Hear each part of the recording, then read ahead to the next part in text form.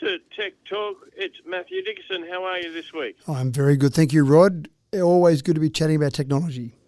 And some technology that sort of went astray for the Super Bowl.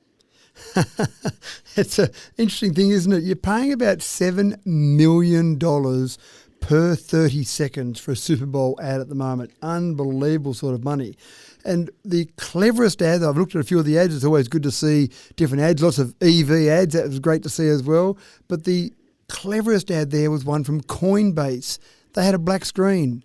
They had a QR code that bounced around the black screen, almost a bit like the old game Pong. It just bounced around slowly on screen, and that captured the attention of hundreds of thousands, even millions of people. So, of course, they're scanning the QR code.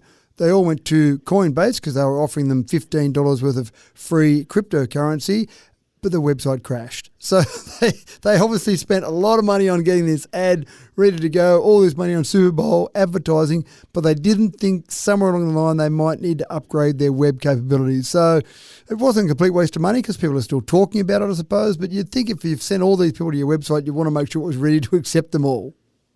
And giving away $15 in free cryptocurrency, it's sort of like giving away $15 worth of nothing.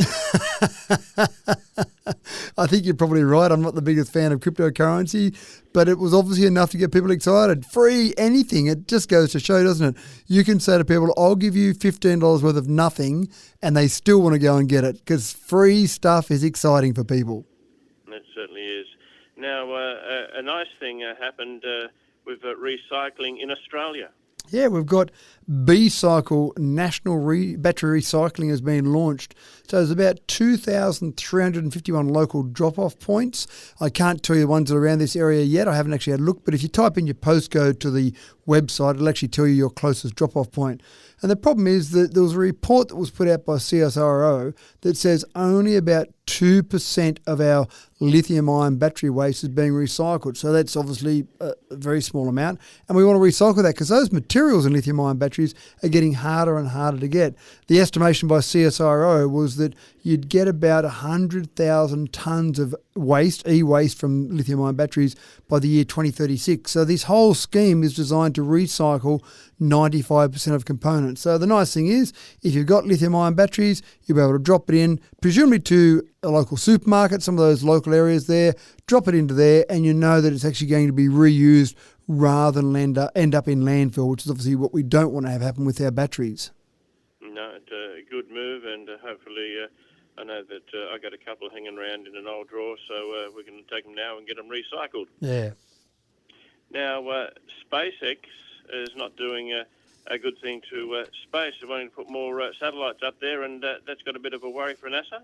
It has got a bit of a worry for NASA, and this is interesting to come out from NASA because NASA is a partner of SpaceX. NASA is using SpaceX to actually launch some of their people up into the International Space Station. So they've been using SpaceX, but they're a bit worried about Starlink. Now, Starlink is going to set up somewhere in the vicinity of 42,000 satellites up in the air. Now, there's a fair bit of space up there in space, excuse the bad pun, but NASA's worried about this many devices up in the air causing collisions. And the International Space Station up there has obviously got to avoid any of these particular items that are up there floating around. Now, some of them can be very small, but they could actually pierce the skin of the International Space Station or take out other satellites, and that's a bit of the worry. So it's not just the 42,000 satellites from SpaceX, but you've also got Boeing, you've also got Amazon that want to launch similar satellite services. So they're talking about maybe another 7,000 satellites that might be up there. So you can imagine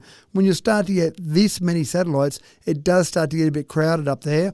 And some of these pieces of very important space satellites, when they've got to the end of their useful life, which it might be 5, 10 years, might be 20 or 30 years, but it does have an end of its useful life, then they just get sent back down, hopefully to mainly burn up in our atmosphere, but you normally get a little bit extra that comes out. They're normally planning on landing those in an ocean, so it's pretty harmless, but you might get someone having a bit of damage from space satellites up there, but you might also have someone getting a bit of damage as it comes down. You'd be very unlucky, but you might be out there in a ship, you might be out in a plane sometime and bits of these space junk come down. So it does seem incredible, but getting too crowded in space is a thing that might happen. All right, and EV charges for V2G and V2H. Yeah, this is pretty exciting. There was a bit of a media activity around the Nissan Leaf. This is going back a little while ago now, where the Nissan Leaf was talked about as having the ability to plug back into your home and actually basically charge your home or run your home. Now, that was all well and good, except the minor problem was that we didn't have the capability on our grid or devices on our grid to be actually able to handle that. So now we've got this device, V2G or V2H, to allow your cars to plug in. A couple of other minor problems is that the Nissan Leaf is the only purely electric vehicle that can actually allow you to do this at the moment. Other vehicles coming out will allow you to do it.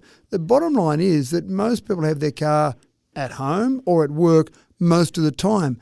There's a big battery in your car. So when you talk about people buying batteries for their home, they're normally buying batteries that might be 10 kilowatt hour, maybe 20 kilowatt hour. But cars have batteries that are 70 kilowatt hour, 80, 100 kilowatt hour. So you've got this big battery.